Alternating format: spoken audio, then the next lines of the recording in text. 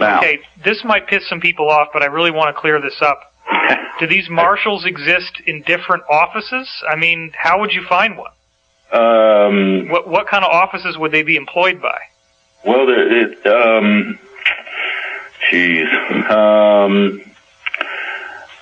National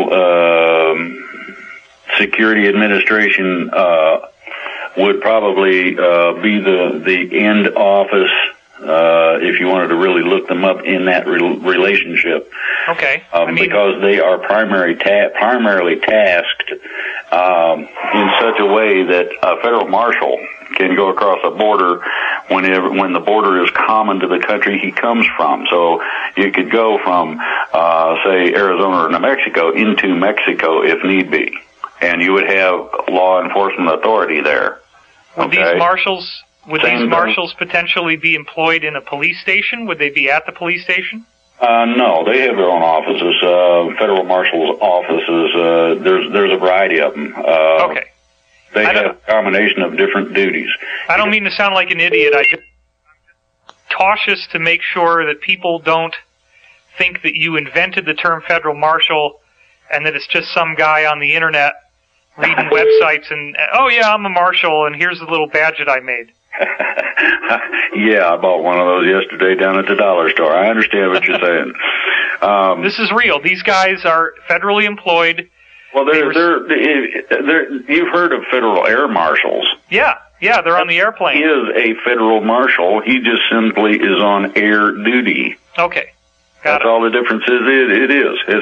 And these guys, there's a lot of these guys out there. They're very well trained. They're very knowledgeable. And they're not ordinarily professional. And they're not soldiers. No, that's the neat part about this. They're in between the civilian and the military. Right.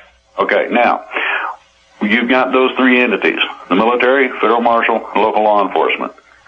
What our paperwork did was to give the military civilian authority to contact the federal marshals, to contact local law enforcement, and have a big party for all these arrests.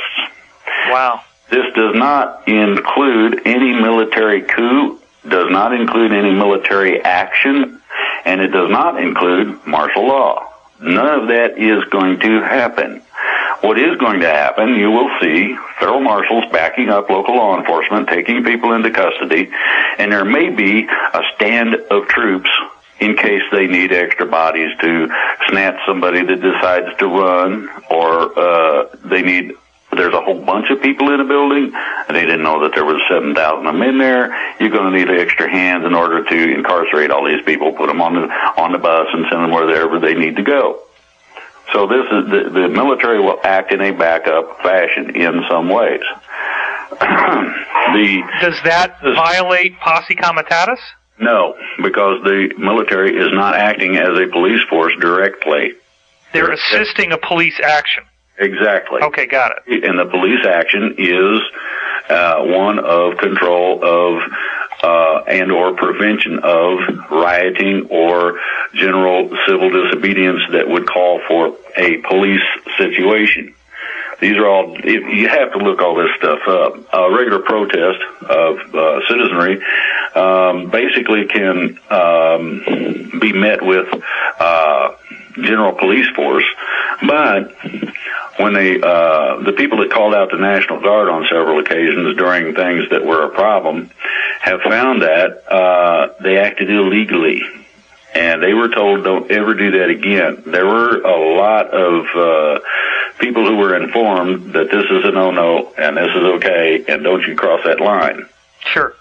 Okay, so you've got these three entities. Now, back to the plan. The plan stipulates several things. One, you're not going to have police state. You're not going to have the military in control. It's not martial law. And they're not going to come in the house and snatch you up. That ain't happening. What's happening is this. The intent and purpose of this plan was to minimize the chaos involved in the action. Now, when you arrest several thousand people in a city, it's going to create a little bit of a hubbub. People are going to see the military. They're going to see a lot of policemen doing the job. And this will be on video. I mean, you're going to have CNN and all the local news people. Everybody's going to have some kind of video of this stuff. And I assume these policemen will probably be in riot gear, which will have black uniforms and scary-looking stuff. Maybe. That depends on whether or not they expect problems with who they're dealing with. Generally, no, because it's not a riot situation. Okay. It could turn that way. They'll bring the gear. I mean, it'll be in the trunk most likely. Most of your people that have been responsible for the problems are office-type people. They're not necessarily physically active or capable.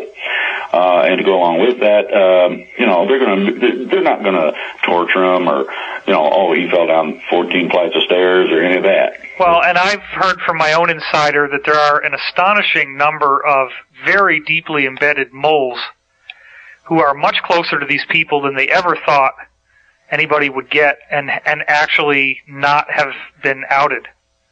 Exactly. Now, there's a couple of things in this. First of all, gist of the plan is to not create chaos. In other words, you're going to have public announcements.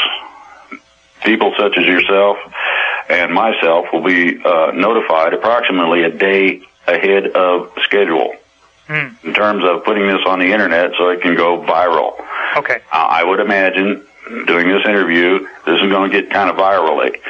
Well, very much so. Some of my videos have millions of views, and this will be distributed throughout hundreds, if not thousands, of different blogs and reposted. And if we let people know that there's going to be a one-day window of notification, you can absolutely guarantee that there will be a massive tidal wave of publicity once this moment arrives.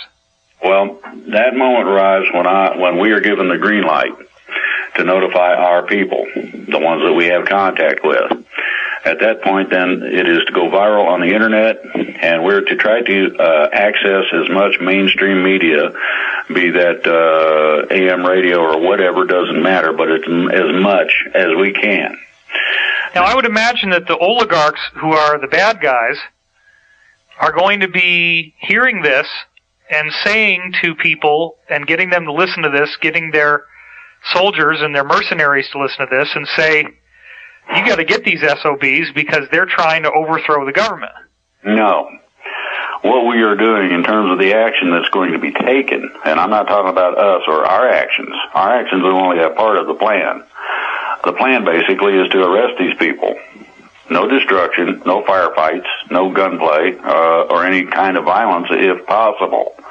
The idea of this is no chaos, no violence, and a legal way to do it, a lawful manner in which to conduct the operation.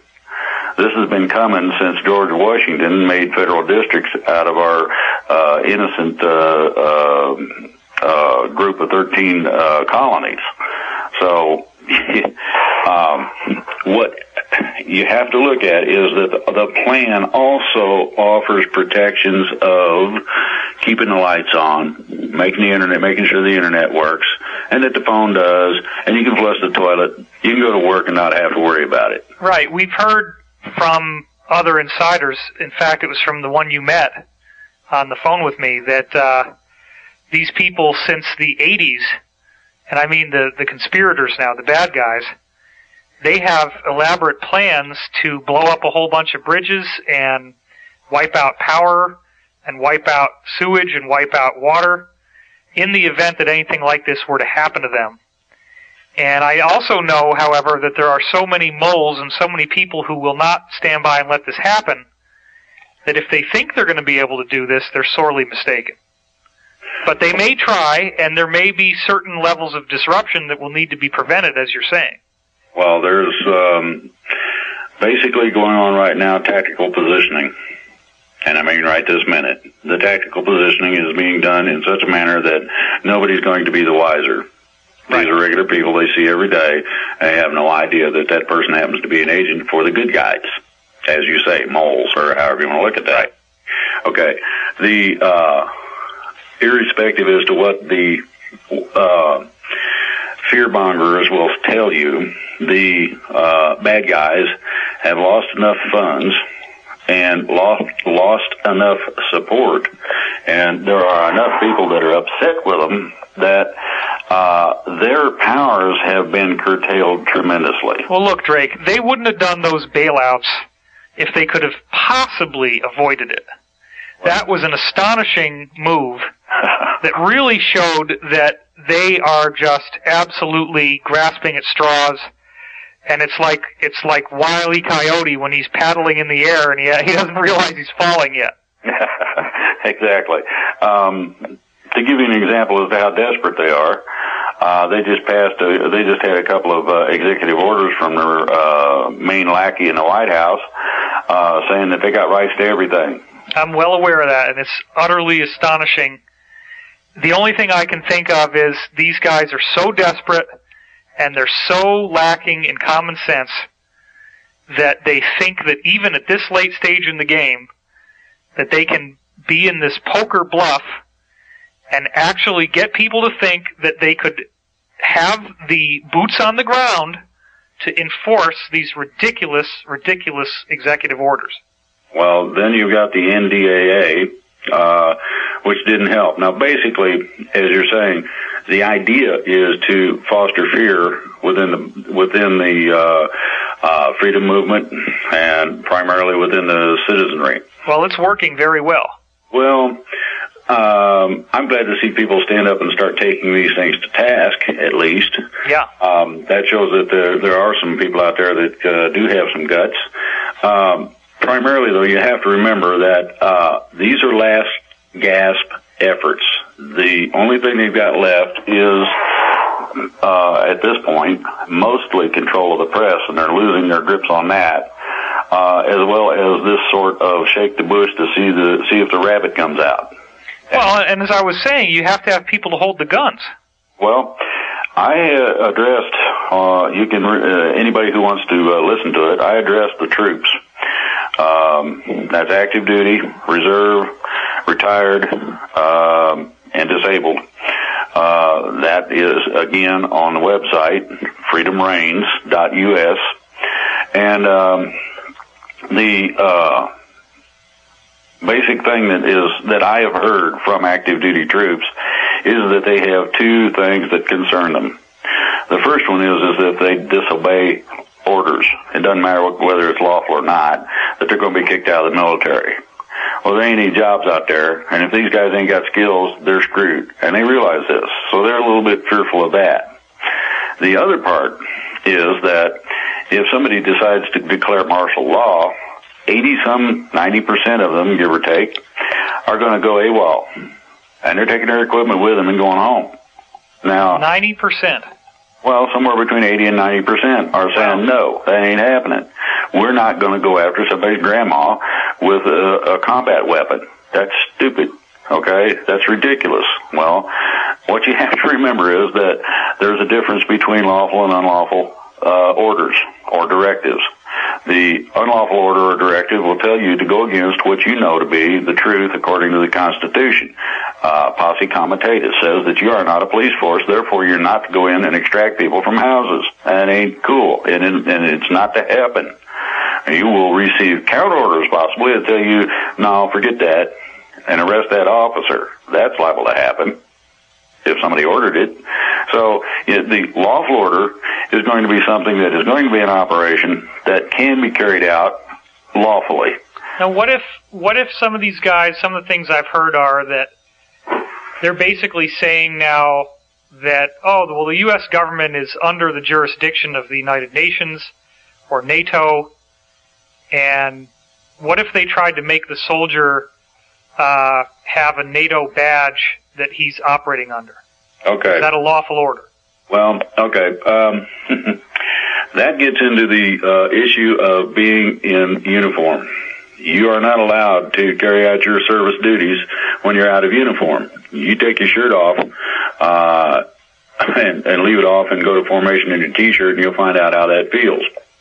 The basis of this goes to the fact that you are in the United States military. And I don't care which branch it is, doesn't matter. You have to be in uniform.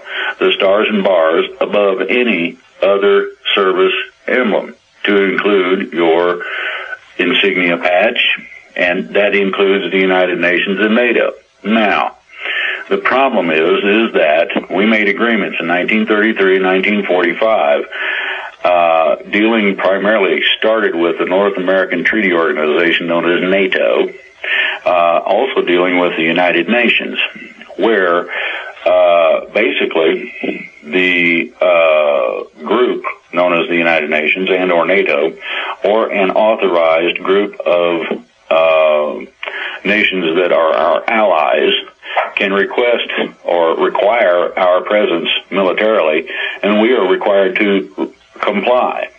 Okay. The reason for this is that our representatives could rescind this and don't have the guts to do so. Basically that and that alone. When they do so, then you come out from under it. Now, there's some other things in this process people are not aware of, and that is that our documents supersede anything past the date of the 13th Amendment. And what it does is, at the point of action, all of the executive orders and all the horse hockey and other garbage that has been perpetrated upon the people illegally after the point of the 13th Amendment, that's 1812. Remember that date and think about what's gone on since then. Anything that disagrees with the Constitution, first of all, is null and void of any legal or lawful impact. Further, anything that disagrees with the Constitution, basically, is to be stricken if it is a law, rule, or regulation. So, how well did I was just following orders hold up at the Nuremberg trials? It didn't. Everybody that did that got convicted. This is not considered a plausible defense, simply because you know the difference between torturing somebody and not. The field manual states that you're not to engage civilians. That means you're not supposed to step on them, etc. All of this has been covered. Now, I'm going to give you an example from Vietnam called the My Lai Massacre. Okay, there was not too much done with that, but the problem was that several people came up with that exact defense, and the court-martial said, no, that don't fly, period. Now, they lucked out, and I mean this literally, they lucked out, because a court-martial that deals with the taking of civilian life also carries the death penalty. Oh my gosh, yeah. So they were lucky they didn't get executed, and I mean all of them, because everybody that was involved is up for the death penalty under those conditions. And it's not up to me, that's military code. And I agree with that, primarily. Torturing people and that sort of thing is not necessary. You're not going to get good information anyway. Now, if you make somebody think that you might torture them, and you talk to them and say, well, do you really want me to do that? And they'll say, no. And you say, well, then tell me what you know. Okay. And off you go down the road, and they'll tell you, okay, you wait a little while. You treat them correctly. Give them a little something, a little water to drink, maybe a little food to eat. You come back and ask them a second time, look, that was all BS. We're not going to do anything to you. Can you talk to me about what's going on? Yeah, man, and then you get the real information. But torturing somebody, you tell them anything, make it quit. Right. You'll make up whatever is going to stop it. It's about as accurate as somebody's imagination. It's that simple. So if a soldier in the United States military has a commanding officer with bulging earthworm on his forehead, screaming both sets of teeth, top and bottom of the iris, screaming in his face, you have to obey this order, and he does so, he's liable for federal court-martial. Exactly. So it might be easier, you think, to say yes when somebody's screaming in your face, but you're also describing a majority of the United States military that already supports these mass arrests, and so if you were on the losing side, you're in a minority, and if this mass arrest works, which it very much looks like it will, then you're going to be held accountable. Exactly. You may have a few opposing forces, but there shouldn't be many. The situation is simple. I know of an incident in Vietnam where a unit was told to wipe out a friendly village. and it was called, back then in the day, a search and destroy mission. Search and destroy means that you go through a village at several levels. We were told to go through at level 1. The level 1 search and destroy means you kill everything that lives, and you burn, mangle, torture, whatever kind of physical structures you find, to include statues or anything. And you leave a burnt spot, basically, with dead bodies laying around. Well, the problem was that I was involved in this, and I knew some of those people, and so did a lot of the other troops. And we told the captain no. And he said, yes, you will. And that's when we pointed our guns at him. Some of the guys, there was a few, who decided, well, yeah, I guess, killing good, because that's what we're here for, so let's go. And we pointed our guns at them and said, no, you ain't. Wow. About a few minutes, and it only took a few minutes. You're going to really shoot me? The captain's asking these guys, well, are we going to go down here and shoot people that are friendlies?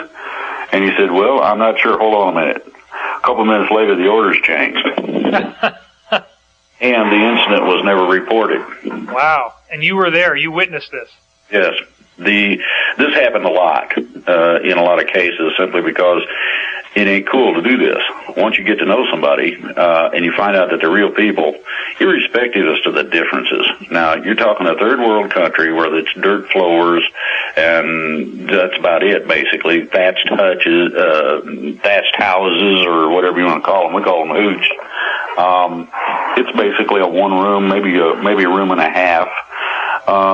And these people make their living by wading in leech-infested rice paddy water, planting and harvesting rice. They use their water buffaloes a little bit in some cases for some of the heavier work, and they harvest the rice in order to have something to eat.